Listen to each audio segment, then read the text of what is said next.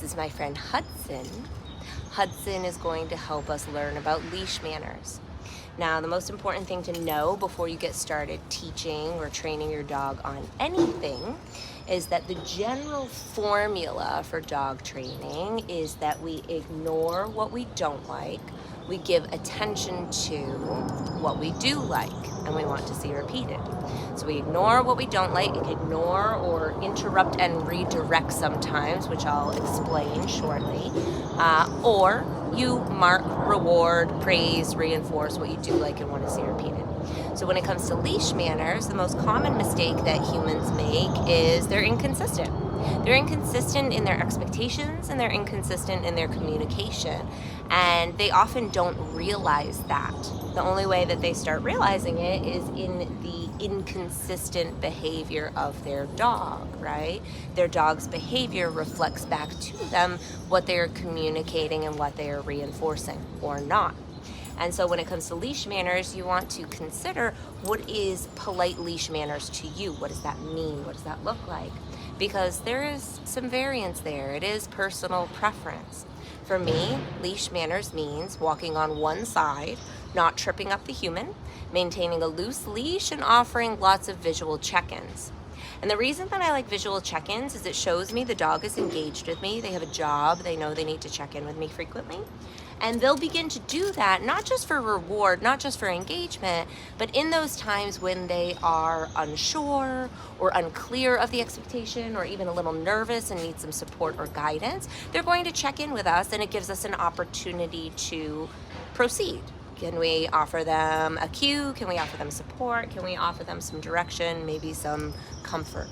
Depends on the situation. So the very first thing that I do when it comes to leash manners is I decide where do I prefer that dog to walk? What side? And do I want them alongside me or a little behind? For me, preference, generally speaking, is right side alongside my right leg. And so every time I reward a dog, that's where it's going to come from. Right side, right leg, when they maintain behaviors that I like and want to see repeated. So think for you, where do you want your dog to be? And make sure that's where you're rewarding from. Every single time, that's where they get praise, they get treats, they get pets, etc., toys, whatever it is that they find rewarding. From there, we want to teach a couple of basic cues. So the most commonly used cue for leash manners that I use is let's go. Let's go indicates that we are on the move. I need you to move along with me. And then we shape it, we cultivate it to mean doing that while staying on one side, not tripping us up, maintaining a loose leash and checking in. But at the very core of it, the very basics, let's go just means I'm on the move and I need you to move with me. We might use that if we are stopped at a crosswalk and the light changes and we're getting ready to move. That's a good time to use that cue. We also might utilize it if we are changing directions. And so that comes to the second most important thing I would say to teach when it comes to leash manners. First is marking and rewarding where you like them, always rewarding from that spot. Second is using a let's go paired with a U-turn. So let's show you those pieces combined together. Hudson's gonna help me demonstrate. Now, I prefer a waist leash. I like to be hands-free so that I can use my hands for treats, for reinforcement, for clicking, if I so choose to use a clicker. And so this is what it looks like. Let's go. Good boy, Hudson. Good. Let's go. Good. That's that U-turn. Good boy. Treating and rewarding where I like him, right? Let's go. Good boy. Good job, Hudson. Good. Let's go. Good. Changing direction. So I'm indicating that as I say, let's go. And then what you want to do, good. Let's go. When you are first teaching this cue, Hudson knows this one very well. We practice often when we don't need it. That way, when we do need it, it's very automatic, it's very habitual. He knows the expectation, he knows it's highly rewarding, and it's easy to do in that moment. So times you might use this if another dog is approaching and your dog is having a hard time staying focused or the other dog is having a hard time, use a U-turn, let's go, and get some distance, okay? If your dog loses focus at any time, if they get in front of you, let's go with a U-turn and then marking and rewarding when they end up back where you like for them to walk. That's really powerful too. So you can use it often. Combined with that, you might have seen me start to use it a little bit. I really like a touch cue. Good. Touch. Because as you'll notice, good boy, touch, good boy, as you'll notice, he'll follow that hand, that nose to palm. And so I could utilize that cue to guide him, lead him where I need him, right? So let's say he gets a little wonky, we're passing a dog, he gets excited. If I ask him for that, good job, touch. Yes, good boy. Now I had to be careful there, right? Ignore what I don't like, wait for something I like to mark, praise, and reward. Because if I pay attention to him when he's jumping and doing all his sassy talk, that's going to encourage that behavior. So we want to be really intentional with our behavior, our response. And that's the difference. We're responding, we're not reacting, okay? And so that touch cue is really powerful because you're giving them a job, right? You're telling them, I need your nose to my palm.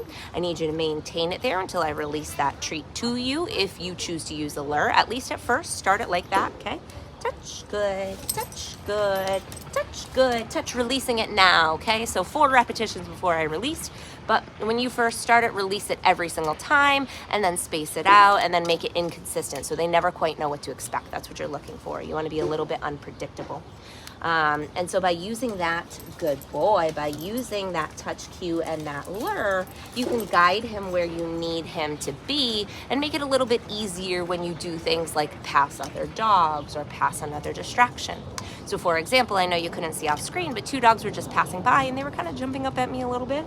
And that's where we indicated with that little, look at him, he's the bush boy, he's so good. Nothing in my hand that time either. Go find, good boy. And so, leash manners is a combination of teaching the expectations, teaching the foundation, making sure you're communicating consistently. So if and when your dog does pull, does get distracted, do what you need to do to go back to that last step where they were successful. Our goal is always to set our dogs up for success as much as we possibly can. So for example, Hudson is very practiced now, but let's pretend we're walking, he gets all wonky, he's in front of me. I'm gonna do what I need to do to get him back with me in order to be successful. And so that's where those other management cues can be really helpful, like the let's go U-turn or the touch, good boy. Because it's giving him a really easy practiced cue to do so that you can, again, set him up for success in those leash manners specifically. Lead him where you need him. Keep in mind, dogs repeat what works for them. And so if they pull and they get somewhere that they want to be, that's the intention, is to access something, access a location or something, they're going to continue to do that. And so just make sure that you're clear. Some people don't mind pulling, and that's okay. That's why I said it's personal preference. But if pulling drives you crazy and you're one of those owners that sometimes pulling is okay and then you kind of hit, like, I don't know, you hit a wall with it and you're like, that's enough, I've had it, and now you're taking it out on your dog, ask yourself, is it really fair to be mad at them or upset if you weren't communicating clearly and consistently? So make sure, first and foremost, you know your expectations, you're clear on what you want so that you can communicate that to them and then be consistent in it. Lots of treats, lots of rewards, teeny tiny pieces. If you need some suggestions, we have an Amazon list that we can suggest some things for you that benefit their nutrition, that supplement their nutrition, rather than take away from it and offer a lot of junk food and stuff. And yeah. Set up a consultation if you need some additional support. The thing with dog training is the theories, look at this, the formula is very easy, but in execution sometimes it's very challenging. And so you simply want to practice that, okay?